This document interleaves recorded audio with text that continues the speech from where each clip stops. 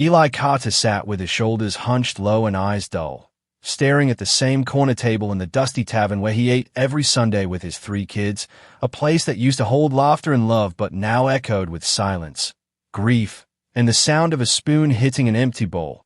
Because since Sarah died from the fever last winter, the light had gone out of the house, out of the land, and out of his heart. And now Dry Creek saw only a ghost of the man who once wrestled bulls, prayed loud in church, and built his family's home with his own bare hands.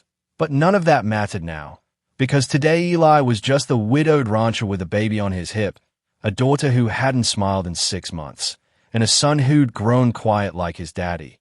And as he placed 2 coins on the table, he told the barkeep to bring food for the children only, pretending he wasn't hungry while his stomach twisted like rope. And the barkeep, who used to ask about his crops or the fence line, now just nodded without words, because no one knew how to speak to grief anymore, especially the kind that wore overalls, smelled like horses, and walked with 3 little shadows behind him.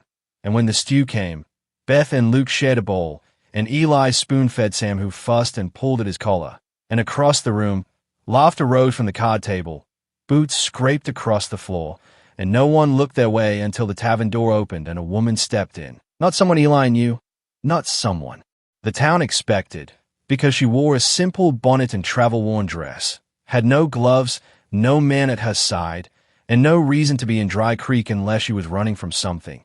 And when she scanned the room, her eyes landed on Eli's table. Not the sheriff's, not the preacher's, not the boys playing poker. And she started walking toward him like she'd made up her mind before the door even opened. And Eli, confused, straightened slightly, unsure if she'd mistaken him for someone else.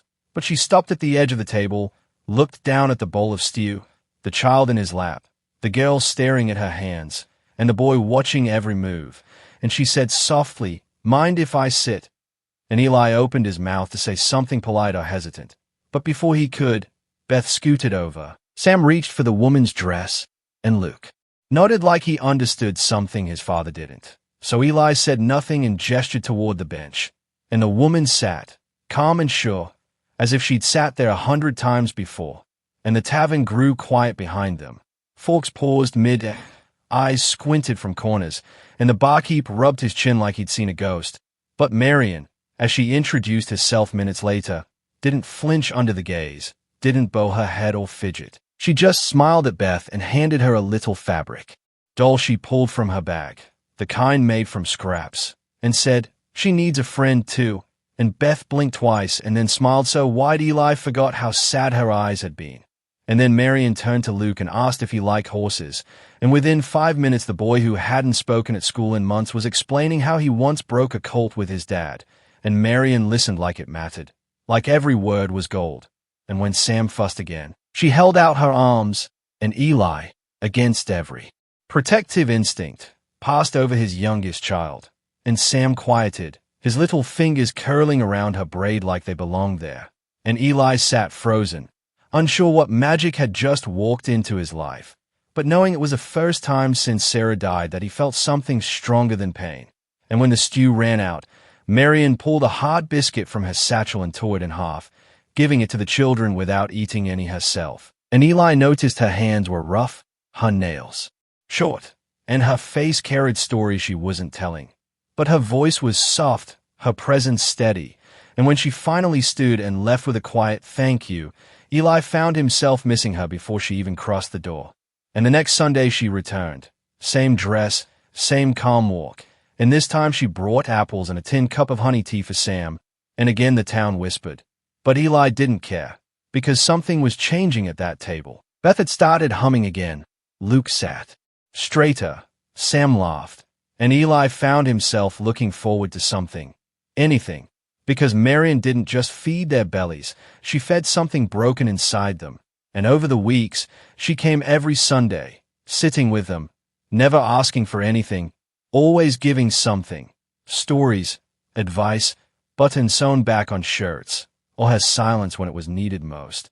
And one night, when Eli walked her back to the edge of town, he finally asked, "Where are you staying?" And she said, "Behind the livery stable, in the hayloft." And Eli stopped walking, clenched his fists and said, "That's no place for a woman." And she said, "It's better than where I came from." And Eli didn't ask more, just said, "You'll stay with us." And she said, "What will the town say?" And he replied, "They already talk." And so she came home with him.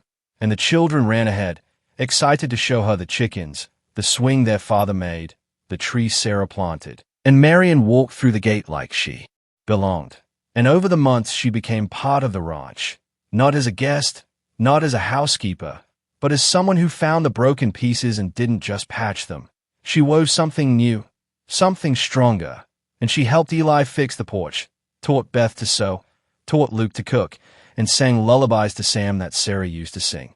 And though Eli kept his distance, sleeping on the porch some nights to keep temptation away, his heart was already changing. And one night he told her, "You've given more than I ever asked." And she said, "I only gave what I had."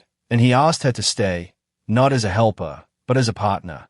And she cried, not loud, but in a way that made Eli's chest ache. And they married under the old cottonwood where Sarah is buried. And Eli kissed her forehead and promised not to forget his past but to build a future with her. And the town didn't whisper anymore, because when Marion nosed half the town through the cough outbreak, when she taught the preacher's wife to read, when she held a dying ranch hand's hand as he passed, people saw what Eli had seen from the start, that she was not a woman to pity or judge, but a woman to admire. And the ranch began to thrive, not because of rain or luck, but because love had returned to it. And years passed, the children grew strong.